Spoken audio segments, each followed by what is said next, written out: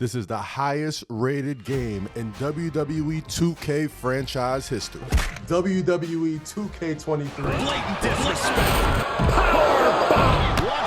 What's poppin', people? Welcome to the Even Stronger podcast, the first episode. Just saw the Metacritic rating come out today. The highest rated sports platform in video games. Joining me today are some of the masterminds over at Visual Concepts. I got Derek Donahue and Bryan Williams. What did it feel like when you got that news earlier today?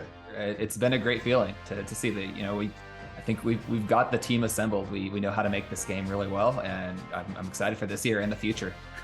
Every time, that game comes out, the release day, you're on pins and needles, hoping that the reviewers, the fans are going to enjoy it as much as we enjoy, producing and developing this game. So it has been incredibly satisfying to know that it's being as well received as it is. So as far as the gameplay is concerned, when it came to WWE 2K23, how much input did you get from some actual WWE superstars, whether it be having them come into Visual Concepts or...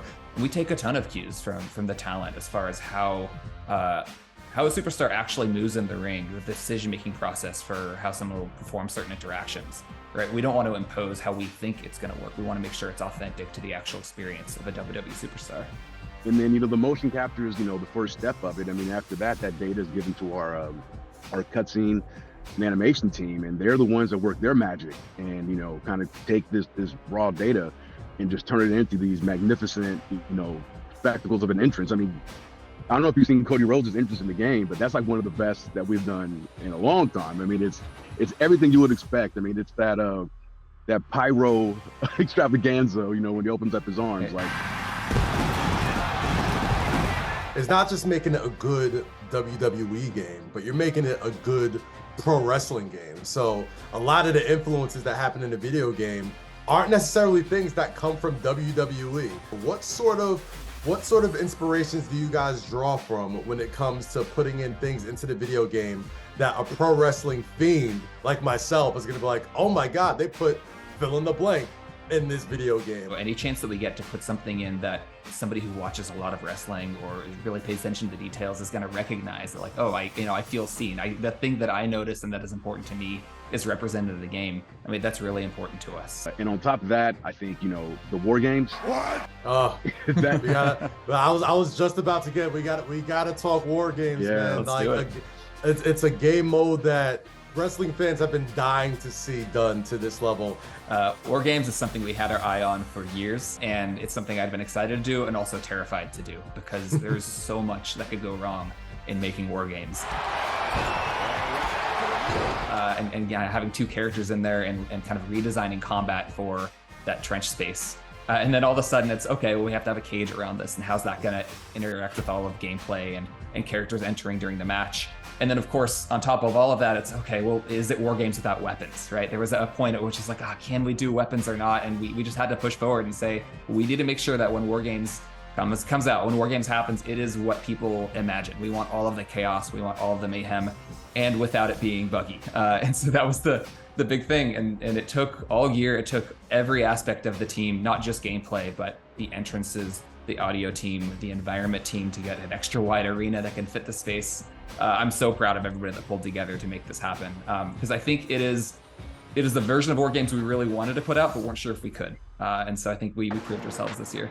It's one of the reasons why, our Metacritic is as good as it is, because of this match type. I gotta tell you, I've spent a lot of time on war games since I've gotten the game this weekend, and you guys put no caps in your raps, man. Like, it is nothing but the authentic war games experience brought to a console that I don't think I ever thought I'd ever see. So again, kudos to you guys. Blackjack, way up there. So let's talk about the lock first, right? What can fans expect from the Lock My Rise storyline in the career mode?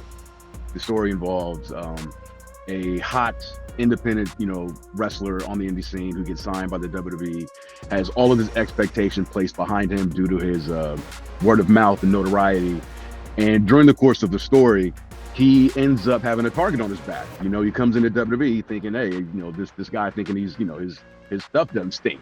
You know, and he kind of has to mitigate those waters and, you know, the backstabbing that goes with that. I like it though. I dig it because it kind of, I think it's almost perfect, especially the timing of it, because a big part of 2K23 is a person you mentioned, Cody Rhodes, in the beginning of this, you know, story, and just how incredibly detailed his entrances, and almost I think they've taken some beats of Cody Rhodes' real life story about leaving and coming back and being, you know, this highly touted sort of prospect, and it's sort of not going the way it sort of went. So I think fans are really going to get a kick out of being able to, you know, live out that sort of storyline and still kind of do it your own way. Cody looking for the red crossroad. You said I could trust you when I joined Evolution, and now you need to trust me on this. What, having two career modes this year, one for women and one for men, were there any sort of, I don't want to say difficulties, but what were some of the things that you couldn't do in 2K22 that you in 2K23 you were just like, all right, we're gonna just be able to throw everything against the wall? One thing that has really stuck out to me is having two story modes has allowed them to really create two focused narratives, to explore, you know, a specific concept that can happen in wrestling and kind of explore it to its fullest. If it was one My Rise mode, I think that would create more pressure for any single narrative to kind of cover everything. But by having two, one for the men's division, one for the women's division, they're able to kind of take a more focused look while still providing the open-ended nature, the branching paths that people might want when they're in a story-based mode like that. All right, Derek and Bryan, this is officially the highest rated game in WWE 2K franchise history. Oh, goodness! Right into the window! What is one thing between you two that wrestling fans should know about WWE 2K23 before they hit start?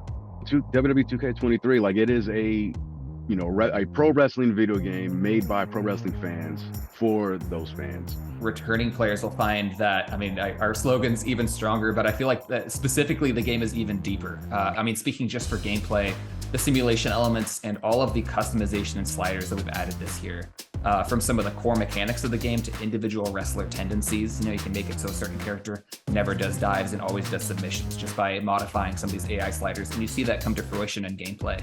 Every area of the game that I go and check out, it is so much deeper and more complex than I even imagined going in. And I think fans will find the same thing. So you're definitely getting your money's worth with this game this year. Absolutely.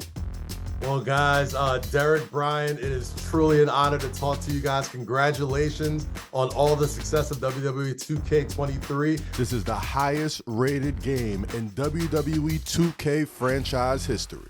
A pro wrestling game made by pro wrestling fans for pro wrestling fans. WWE 2K23, even stronger. This has been the Even Stronger Pod. My name is Kazeem Famuyide, and I will see you at the game, man. Y'all take it easy.